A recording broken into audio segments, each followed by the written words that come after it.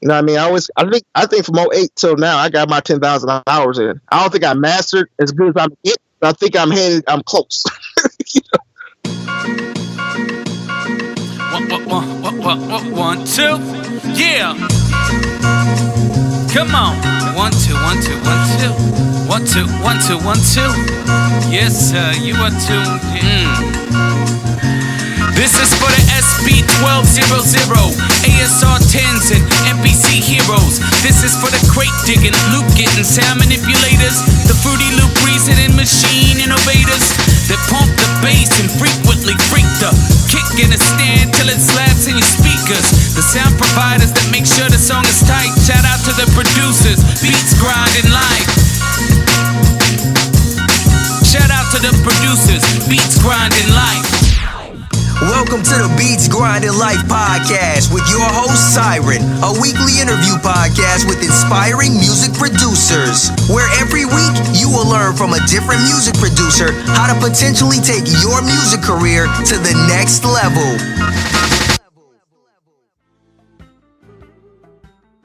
What's up, Beat Grinders? This is another episode of Beats Grinding Life. I'm your host Siren Beats, and I'm grateful that you guys are tuning in, because we got a special guest with us today. We got NateOGDetroit. NateOGDetroit is a producer, DJ, poet from, you guessed it, Detroit. The Motown producer is making a name for himself with his work ethic and his soulful beats. He is the in-house producer for GFG Entertainment and has been co-signed by Drugs Beats. He has worked with C-Ray Walz, Faze The Blue Lagoon, Erikson, Detroit Mixo, Philosophy Cole, and many more. Yo, what's up, NateOGDetroit? How you doing, man? I'm living, brother. What's good with you? Man, thanks for having me on. Oh, man, no doubt, man. Thanks for coming on, man. It's a blessing to have you up on here, man. I'm doing the same thing, man. I'm living, man, and hopefully you're gonna breathe some life into us, man, with all the knowledge that you have. I'm gonna try to, man. I'm gonna do my best. Oh, man, I have no doubt, man. You're about to knock it out the park, man. Well, I just read a brief intro on you, man. If you can, man, why don't you elaborate on that intro and let the Beat Grinders know a little bit more about you, man? All right, so I'm a self-taught, like you said, DJ, poet, and producer. Started in 2008, going on my 10th year. You know, it's been a hustle on the grind, but I'm trying to get my name out in a big way. So, nice. You know, I understand the art of paying dues and whatnot. So, you know. Patience, so patience is a virtue, right? Exactly. Nice, man. That's what's up, man. That's what's up. Okay. All right, man. Well, here on Beats Grinding Life, man, we want to know, you know, we want to know, how you started out. What made you want to get into this thing 10 years ago, man? What made you want to be a music producer? Man, I gotta take it back to moms and pops that passed when I was 18. I lost my mother and father. Ooh. You know, like 2 months apart back in '98. So mom's died in October, dad in December. Oh my God. You know, up until that, you know, I really started with the DJing thing. Wanted to be a DJ. I saw Juice immediately. I wanted to be a DJ. So financial reasons, I couldn't afford turntables, but I set up for a dual cassette deck, official brand dual cassette deck. You know, and I would hit the local record spot, cop the newest highest music, run home, you know, dub them or make my own mixtapes by taking and piecing it together, kind of like what you do with the drum machine, right? Or what you do when you're DJing turntables. Sell them in the hood for $10 a pop. Then I got hired working at McDonald's full time to save up for my MPC. And I was selling them tapes on the lunch break for like $10 a pop. So I was getting down with, man. Dope, man. Hustler. I love it, man. That's what's up, man. Oh yeah. That's what's up. Okay, well, man, you know, I'm sorry to hear about, you know, your mom and pops passing away like that. 2 months apart, that has to be tough, man. Can you tell us just a little bit about that and how you had to deal with it? Like, man, that's actually where that was like a dark spot right there. You know, because I currently living out by Grand Rapids. If you're familiar with Grand Rapids, that's where Apollo Brown is from. Originally from before he moved to Detroit. So that whole year from '98 to '99, I was in Detroit staying with some friends and stuff, and just didn't feel right. I feel like I need a reset. Right. So, you know, I moved out here with my dad's side of the family. I've been out here ever since. But I still commute back and forth like 6 times a year, like heavy, to go to Detroit to work with artists. Okay. You know, so the poetry actually helped a lot with the coping, you know, with dealing with death. Nice. You know, and then the music kind of, in '08, the music kind of took over life of itself. You know, my father was a musician, played bass guitar. You know, he was like, people still talk about him to this day, that he could make that bass guitar talk. You know, he ran with a lot of the Motown artists through the 60s and 70s. He never got it shot. So, you know, it's kind of weird because on the one side, I wonder would he want me doing music, but on the other side, I think he'd be proud because I pursued it, you know, still making some waves. You know, so that's what's up, man. That's what's up. So it gives you something bigger to shoot for, man. Not only are you doing it for yourself, but you're doing it for your pops as well, man. That's what's up, man. Okay. Yeah, exactly. That's okay, man. All right, man. Well, when you first started, after you started putting those tapes out and it's selling them for $10 to get your MPC, man. Well, that was your first piece of equipment, right? The MPC. Yeah, first MPC 1000. You know, Kai MPC 1000. Yeah. Okay, man. How was that when you first got it, man? Did you have any struggles making beats or anything, or? Yeah, like I struggled for about a year because I was like trying to imitate. I had a YouTube channel and had like 300 subscribers just favoriting like beat vids before I even put a video up. Wow. So, you know, I'm trying to imitate Boondock with the chops. And I'm uploading to YouTube and I'm getting all those negative comments. So it made me kind of take a step back and like leave it alone for about 6 months. But in that 6 month span, you know, during the end of 2008, you know, I was taking drum lessons. So I kind of, you know, made use of that time. Then I've been consistently getting in there since 2008.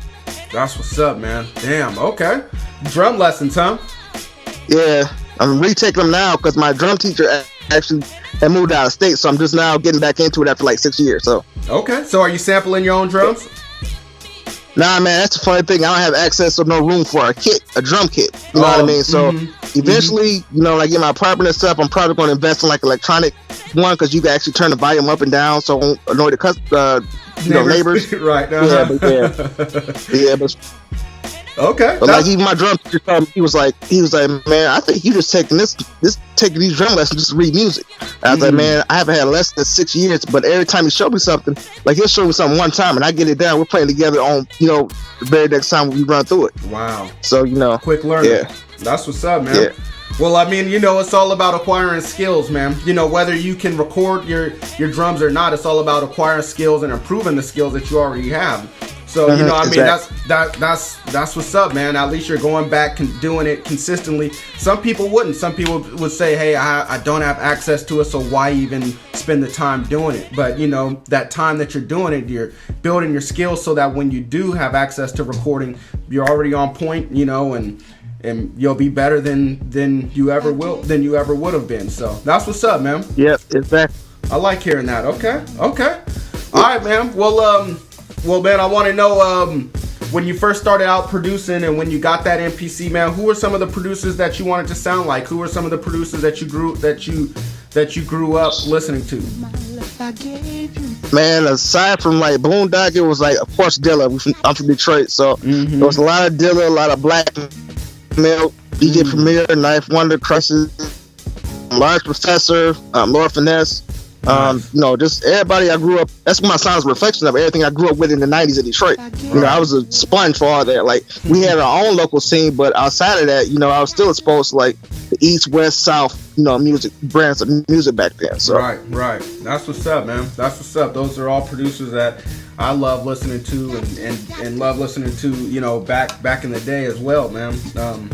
Yeah, man. I think I read something about RJ as well. I know that him and Black Milk were a duo together. Yeah, BR Gunner. Yeah, man. BR Gunner. Yeah. Okay. Was he also I had to inspiration? him too. Yeah. He's also one. It's funny because recently a recent development is a lot of those artists from Detroit that was on those BR Gunner mixtapes have been hitting me up for beats. So I've been trying to. So I've been getting hit all the time. Like, yo, I need this beat similar to Sims, and they're like, yeah, it's crazy. It's like what Dilla Soul said about Dilla. Like we would call and like see if this beat is taken. Like that's how I've been.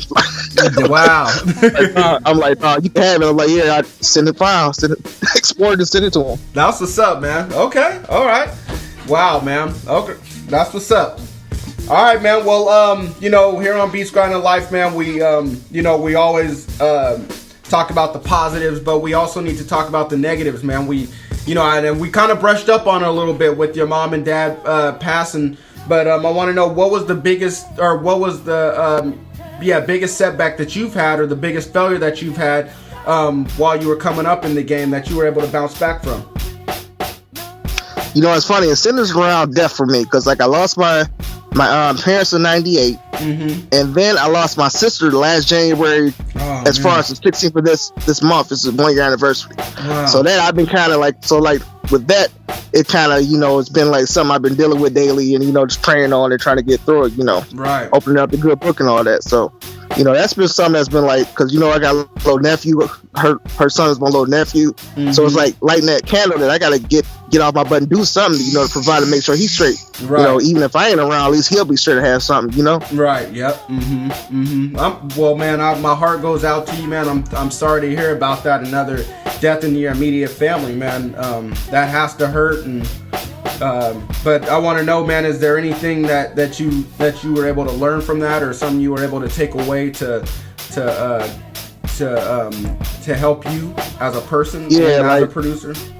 It let me know that tomorrow's not promised. You know what I mean? And that, you know, give people their flowers while they're here. You know, that's why I always preach when I'm on Facebook. I'm like, you know, y'all ain't got it. Y'all, like, don't wait till I'm gone to tell me how, you know, to brag about him. Like, oh, he was such a nice guy. I'm like, give me my roses where I can still smell them. Right. You know what I mean? So I look up at a funeral programs that I got taped to my wall every day.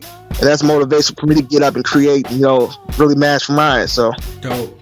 That's what's up, man. That's what's up. Okay.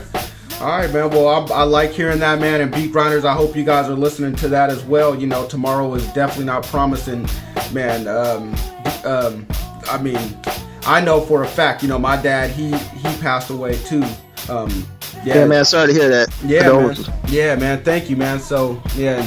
NateOGDetroit is definitely letting you guys know, you know, you definitely have to go get it while you can, you know, because tomorrow is not promised. So, all right, man. Well, sorry to make you go through all that, man, and talk about the dark sides and, you know, all that. But, man, we're about to hop over to the other side and mention, you know, the biggest and best time in your career, man. I want to know what was the greatest achievement that you've had thus far? Man, so far it's been a couple. It was meeting Focus from Aftermath. I just went back through your archive and got his interview. But I met him in 2015 when I did my first I Standard in Detroit. Nice. You know what I mean? They still send me emails like they offered me a free spot last year, but I didn't have a break for the hotel, you know, and all that. But I met him. We was friends for a while on Facebook when he had his personal page. And then I'm like, yeah, we used to talk on Facebook. He didn't remember me. You know what I mean? But he gave me one suggestion that I took and ran with. And it was my fault the way I did my beat set, because for some reason I picked every beat I picked had the same drum pattern. That's the only thing he said negative. And I was watching everybody else was doing trap beats, and they was getting marked down in mixes and everything. So I was like, I'm good at mixing. I was like, I got to switch. That's what lit the candle for me to take these drum lessons. So I kind of asked. Dope, nice. You know, it's been that. And then, like, back in December, I went to Detroit, and I got to build with Nick Speed from G Unit, the producer for 50 and G Unit, in-house producer. So we was in his new studio, thanks to my man Kodak and Matey, the CEO of GFG Entertainment. And we was all up there kicking things, playing beats and stuff. He's like, take a look around. He's like, all of us in this studio right now are meant for greatness. Look at that view, because he's like, the Penobscot built, like way, like 20th floor, like overlooking the city. And I was like, damn, you know what? He's right. Like, if he could do it, I could do it. You know. So that was just inspiration for me to get back from my town and hit the ground running. Nice, man. Nice. That's dope right there, man. Wow. Well, I mean, what inspiration, man. Wow. Okay. Well, man, I wanted. I was just thinking, man. You know, about the whole I Standard thing. It's, you know, it's. You didn't do that well in there.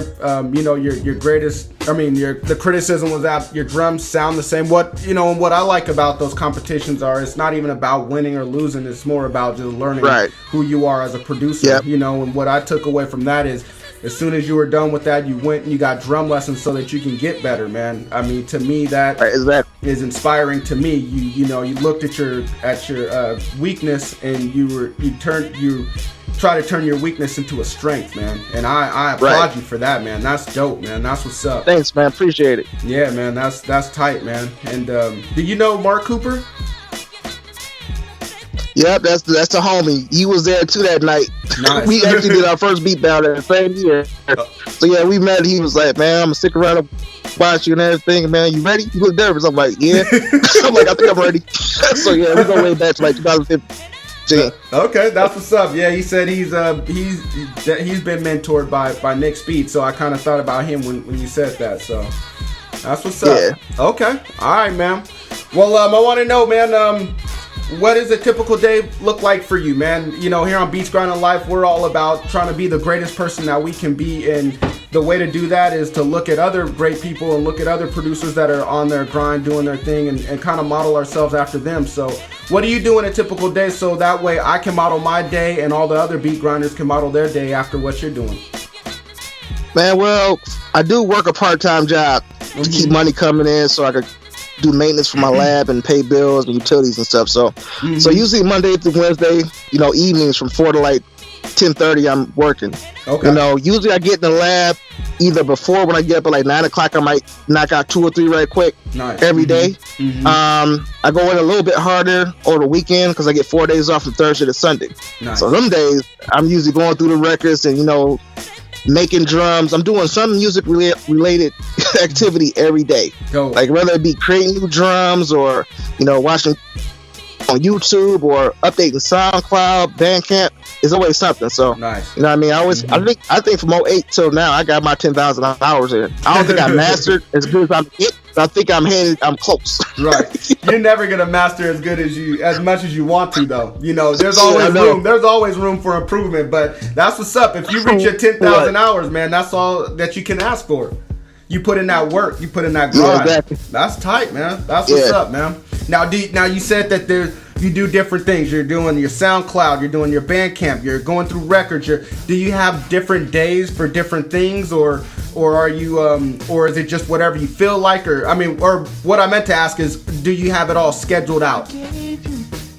Nah, man. I kind of go on the fly a lot. Like sometimes, like for instance, every time I go to Detroit, I gotta hit the record spot and dig to the dollar bin. Right, so nice. I usually come home off the Greyhound with like 30 records, you know, dope records.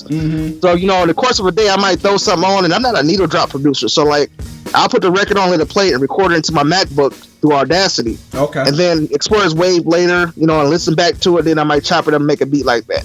Dope. So some days I do like all of the ones I mentioned on the same day. Usually that's how it goes. Okay. Because I'm always dropping beat tapes, and I got like almost 500 beat tapes since 08. So I've been free beat tapes, you know, free, you know, so I don't get in trouble. So yeah. That's what's up, man. Hey, didn't you just come out with the beat tape? You just released one, a physical one, right? Like an actual beat tape. Yeah, the Origins of NateOGDetroit. That's a cassette joint I did like last summer. Dope. Kind of like a compilation from 08, kind of get people hip to, you know, that didn't know how to do music. Some joints they might have heard, and some joints they might not have heard if they hadn't been following me on YouTube. So I make beat making vids and put those up too on my YouTube too. So people sleep on YouTube, man. I'm telling you. Yeah, people do. On it. Can't sleep on that. Somebody told me, they said you have to have everyone should have an account on YouTube, because there's cats making money on there for doing stupid shit like drinking water. Yeah, people are crazy, man. Yeah, man. So I mean, you need to be on there. Everybody needs an account, you know, with some kind of video. You don't know what type of videos will just take off, you know. So right, exactly. So let everybody know where they can copy your beat tape. That's NateOGDetroit.bandcamp.com. Okay. I got about 3 left. I kind of been selling them every time I go to Detroit. I end up selling a couple. so man, you know, y'all better hop on it. Y'all better hop on it quick. So I got 3 copies.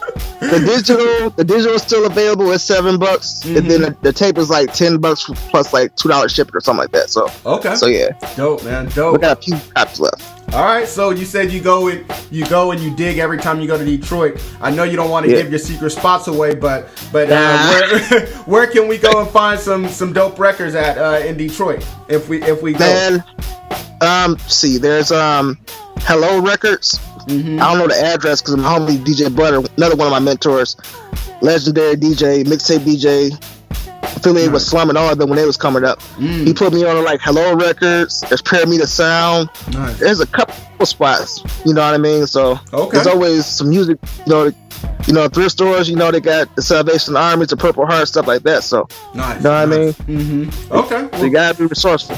Well, good looking for that, man. Thank you for sharing those. Oh, no doubt. Okay, man. Well, this next portion of the interview, man, we like to call in the studio. We can't make it to your studio in Detroit, man. I don't have the money right now for airfare. But the next best thing, man, is this portion of the interview where we find out what you do in the studio. So you ready to go with it? Yeah, let's go. All right, man. What do you do when you first start crafting beats? Do you have a ritual? Man, I always start with the sample. I always, you know, find a sample, tweak it if it needs to be, you know, if it needs to be EQ, anything like that, any processing. Then comes the drums. And I just checked when I got a new hard drive the other day, I got like 100 gigs of drums. So, you know, and I've been learning from another mentor, my man, Mosh James, taught me a lot. He's from Detroit too. Dope producer, taught me a lot. I've been learning how to actually make my own drums. So, that, you know, I've always created my own drums, you know. You know, when you first get started, you know, everybody's buying the Dr. Dre drums off eBay. Right. But, you know, the method to it is all the same science. You know, you just got to finesse it your own way. Yep. You know what I mean? Because they're not actually getting them kits from Just Blaze and, you know, Dre and, you know, knifing them. So, yeah. So then after the drums are set, you know, I come up with a bass line if I need one, or I filter the sample with a low pass to bring out the bass and EQ that. Put a limiter on it. You know, if I need to mix it any further than that, I'll take it into like Adobe Audition or Logic. So nice. And then after that, you know, export as Wave and, you know, save it. Dope, man. You make it sound so easy. Right.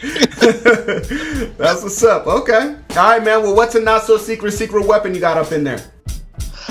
Man, a machine studio. That's my baby right now until I get the 500 to get my NBC 1000 fixed. So, nice. So I had to substitute right quick. I was like, man.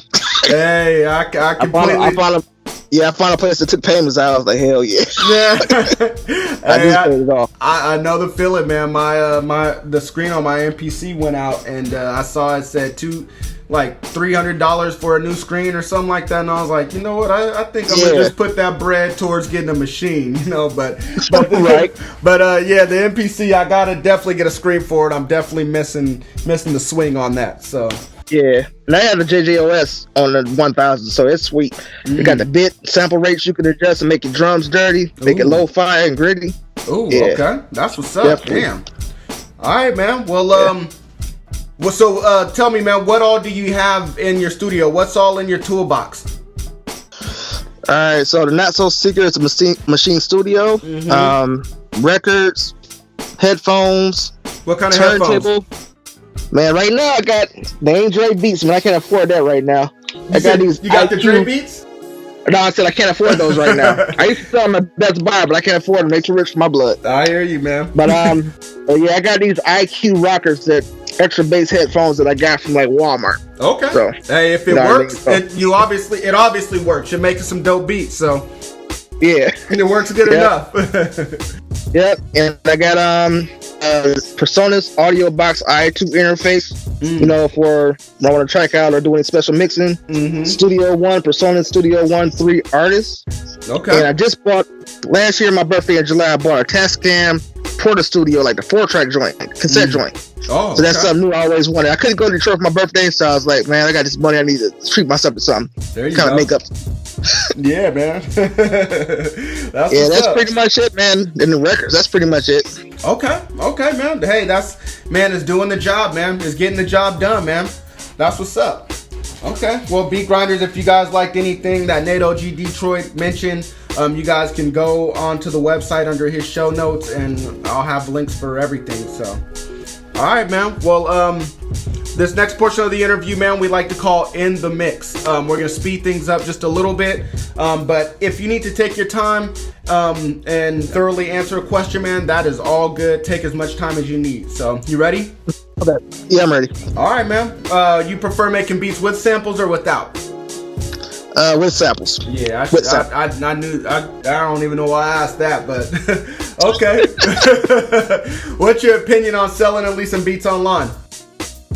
Man, I really don't do it. You know what I mean? I usually sell beats, you know, for exclusives only. You know what I mean? Right. I'll do the leasing thing. You got cats up there leasing beats for $10. You know what I mean? And giving away beats. But you know, I kind of take a weird stance on that. I'm all about, you know, if an artist want to be for me, if they say it's exclusive, I will take it down from SoundCloud, send them to Sims. Once that PayPal gets to me, we set. Nice. You know what I mean? Yep, I do. Okay, what's a plugin that you think every producer could use in their arsenal? Waves plugins. Nice, man. Yeah. What's your favorite thing to use up in Waves? I like the vinyl effect. Where you can add, like, if you got a clean sample, like if you dig off of YouTube, you can add the vinyl. I forgot what it's called, but it's like a vinyl effect to make it dusty and gritty and, you know, crackly. Yep. So nice. Yeah, I like using that too sometimes. Sometimes I like trying to make my own samples, and you know, like you said, it'll just come off too clean, and to make it sound a little dirty, just add that crackle in there. So exactly. Okay. All right, man. Well, do you have a book that you think every producer should read? And it doesn't have to be a book about music, but it can if you want. I would say actually both of these are actually music related.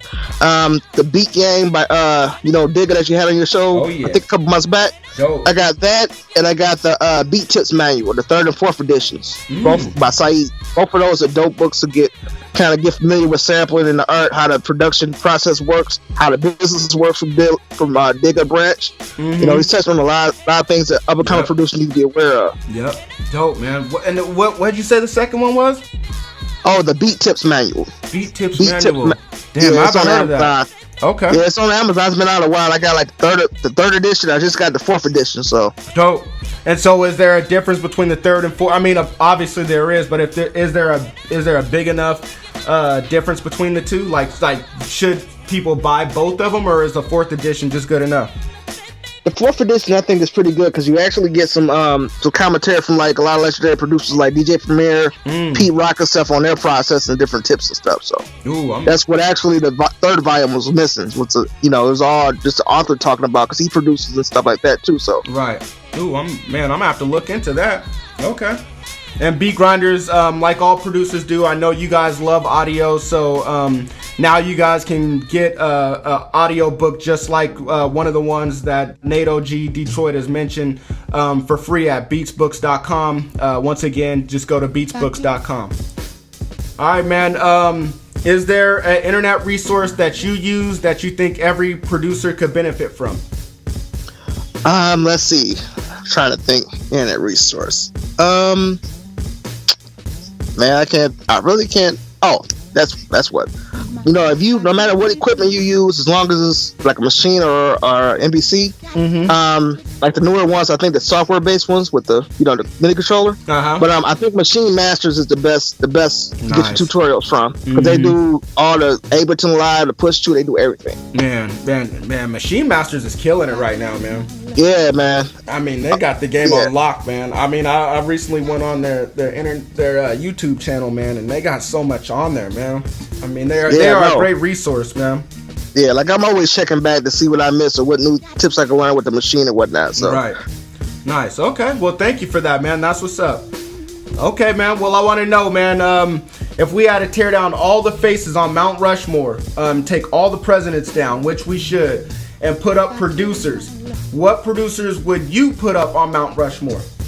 And there's 4, right? And there's 4, right? Yep. Okay. It will be Dilla. I'm gonna put Quincy Jones. Nice. DJ Premier. And Pete Rock. Ooh, man, damn. Okay, that's that's hard right there, man. I'm loving that, man. I'm loving that. Damn. Oh, man, I mean, all those producers have definitely inspired me, and they've inspired tons of other musicians out there, man. And all 4 of those guys definitely deserve to be on Mount Rushmore. So, man, I gotta say, great job to you for coming up with those, man. Thank you, man. That's dope. Yep. Thanks. Okay, man. All right, man. Well, I want you to imagine that you just woke up from a dream, and in that dream, you had the perfect studio session. And the perfect studio session included you, one artist, one producer to co-produce with you, one engineer, and one random person. who are those 4 people going to be in the studio with you? Okay, so the artist.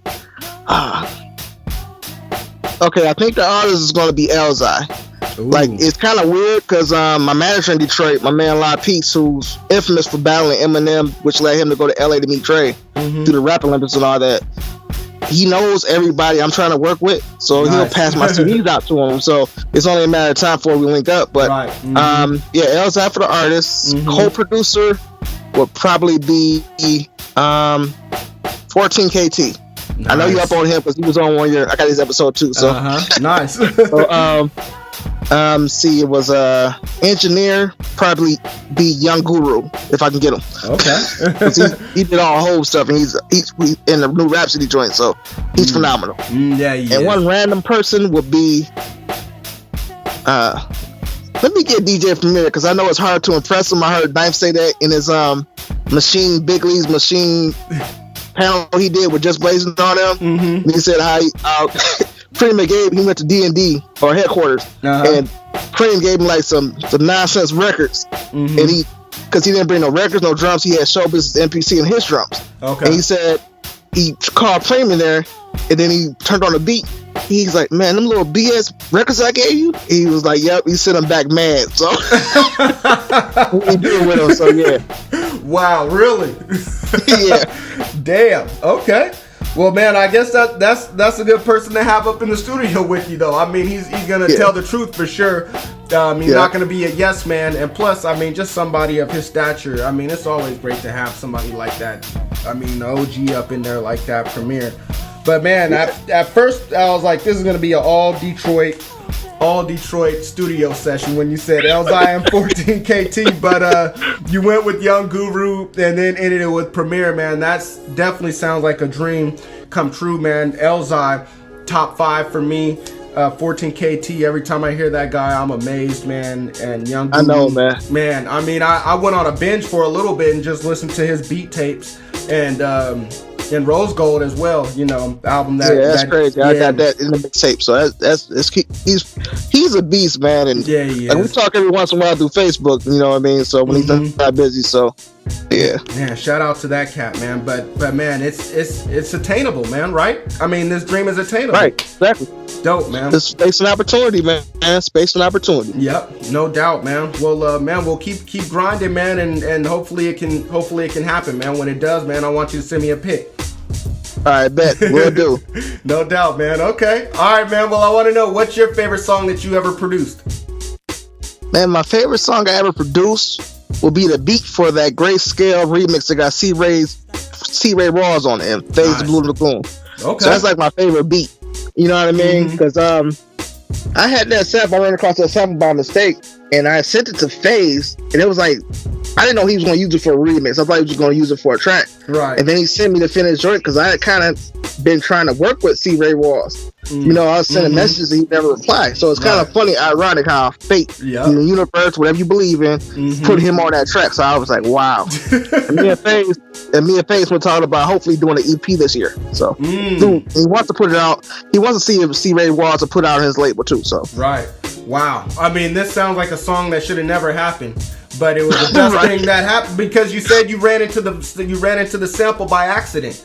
And yeah, it's one of those sounds where you're not sure what to do with it. Right. You just kind of go off feeling, and then he's like, that's crazy beat. And like 3 days later, he sent me the joint and I put it on SoundCloud right away. Like, and then C-Ray Walz commented on it.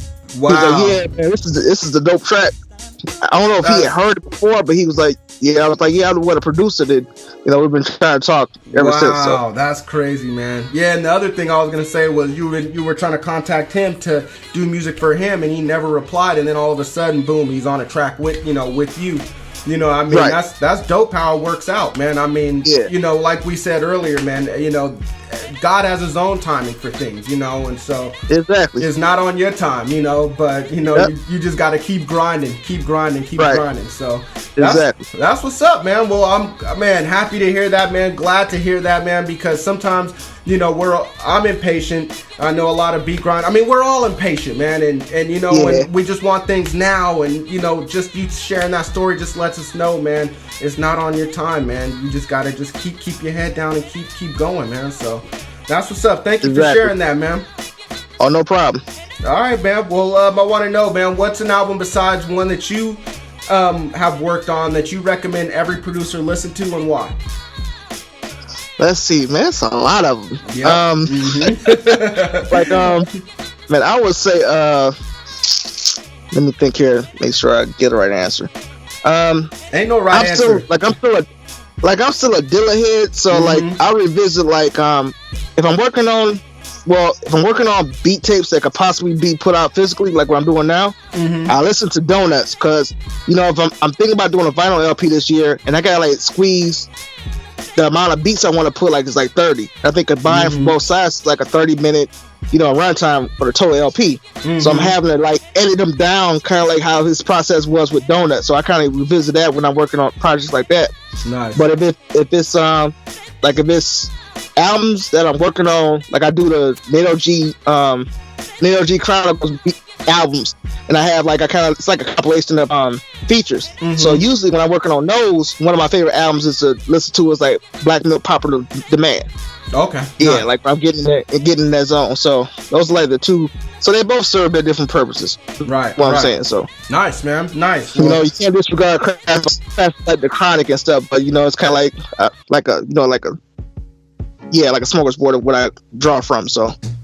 Yeah, man. Yeah, well, I mean, yeah, you get. Yeah, I mean, like you said, there's just so many out there. But I mean, the Dilla album Donuts, man, that's like the holy grail of beat tapes right there, man. Yeah. So I mean, I don't blame you for going after that. I mean, I can't blame you for listening to that. When you're constructing your own beat tapes. Right. I mean, that's greatness right there. Greatness. Yeah, I go to the Dilla. They call them lately the NateOGDetroit events. So they got one coming up hopefully next month. I'm hoping I can make that.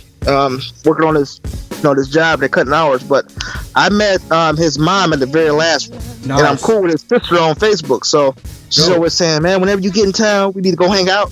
So what up, Martha Nicole Gansey? But yeah. So yeah, it's met her mom's while she was doing like an interview in like the back stairwell.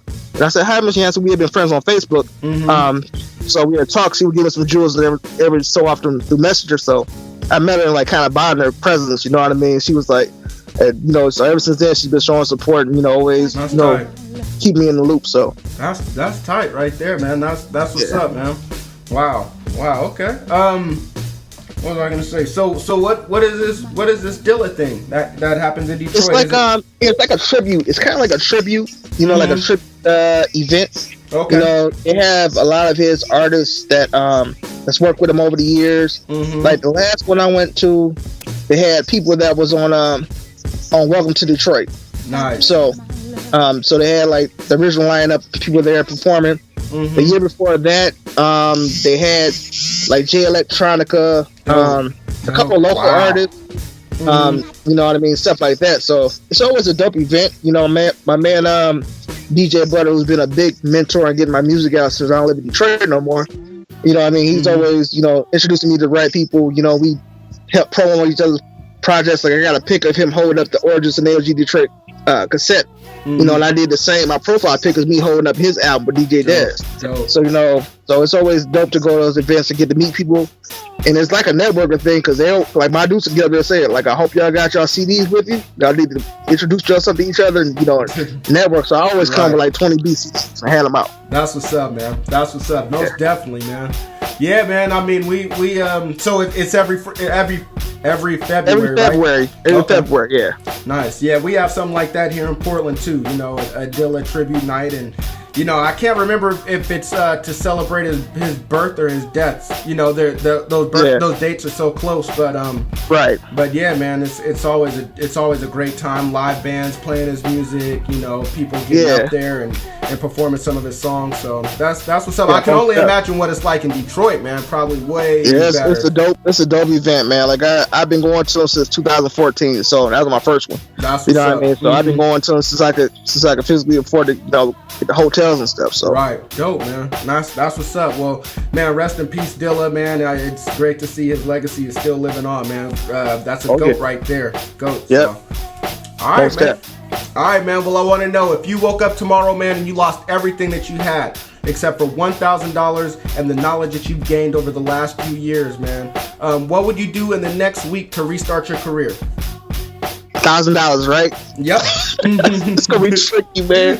But, I'll say everything. So I'll probably get the cheapest Walmart laptop I could find, and probably a machine micro, because they run about the same. So at least I can get beats going. Right. You know what I mean? If I had anything left, of course I would get internet and all that so I can submit beats. But yeah, that'd be my main two top priorities. Get back in it. Dope, man. Dope. It don't take much. And you could probably get that machine micro for cheap on eBay or Craigslist or whatever, I've been going to that reverb.com. That's where I got the Porter Studio from. Okay. Yeah. Nice. So yeah, they got some dope prices on gear too. I might just go on there when we're done and check that out. Yeah. I've heard that from somebody else too. Yeah, reverb.com is my new friend. So that's where I'm getting my MK2 from next year when I get saved up for that. Is it just music equipment?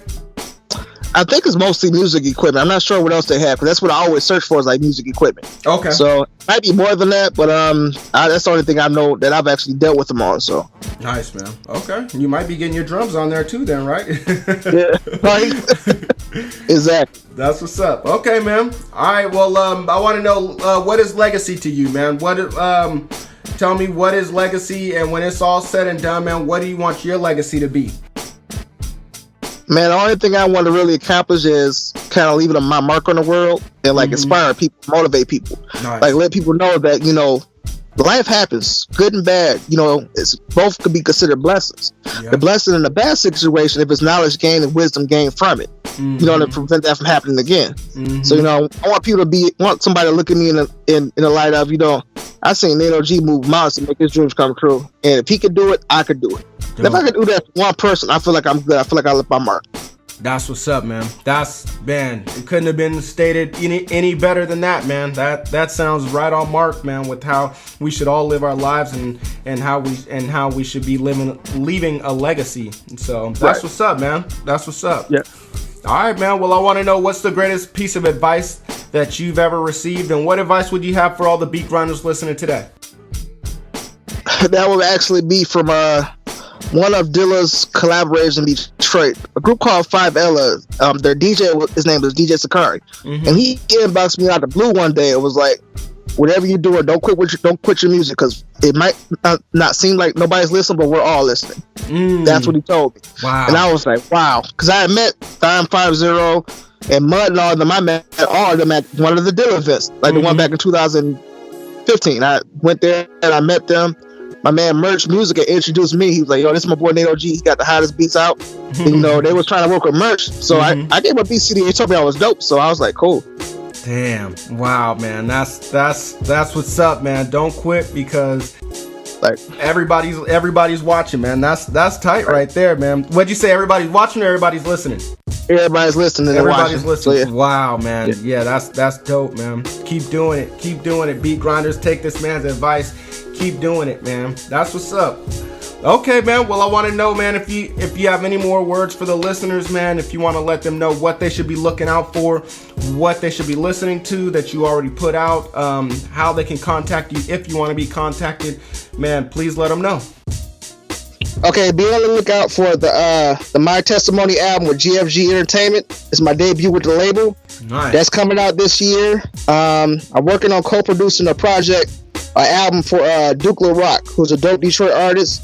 He's low-key affiliated with Snoop and the Dogg Pound, so I produced half the album with my man DJ Butter. And of course the vinyl LP is dropping later this year called The Art of Sample Building. Dope. So that's all 2018 catalog, numerous beat tapes. The beat tapes are going to be at Bandcamp, NateOGDetroit.bandcamp.com. Twitter is NateOGDetroit. Facebook, all NateOGDetroit. You know what I mean? So if you need to contact me, need beats, you need questions, feel free to hit me up. Dope, man. Dope. Okay.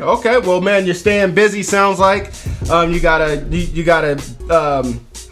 busy 2008 lined up, man. I mean 2018. Excuse me. But you got a busy 2018 lined up, man. That's what's up, man. You're definitely an inspiration to me, and hopefully you're an inspiration to others, man. You're doing it, man, and getting your dream out there, man. So thank you, man. Appreciate it. Yeah, most def. Okay. All right, Beat Grinders, thank you for tuning in to another episode of Beats Grinding Life. If you found the show of any value, please share it on Instagram, Insta Stories, Facebook, whatever, all that good stuff. And tag me and NateOGDetroit and let us know how you guys liked it. Also, be sure to rate and review this podcast on iTunes. And also give us a like on SoundCloud. This week, you guys have been mentored by NateOGDetroit, so consider yourselves lucky and continue making beats, staying on your grind, and living life. All right, peace, y'all. Peace.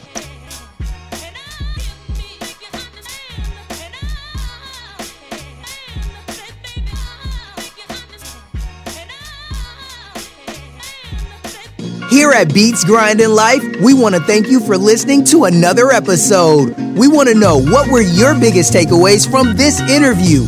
Just go to beatsgrindinglife.com and leave a comment on this episode's show notes page. Also, while you are there, go subscribe to the podcast on iTunes. Just click the little button that says subscribe. If you could, please leave a rating and review. Rating and reviews are the best way to show your appreciation because it helps more people find out about the podcast. So until next week's episode, keep grinding.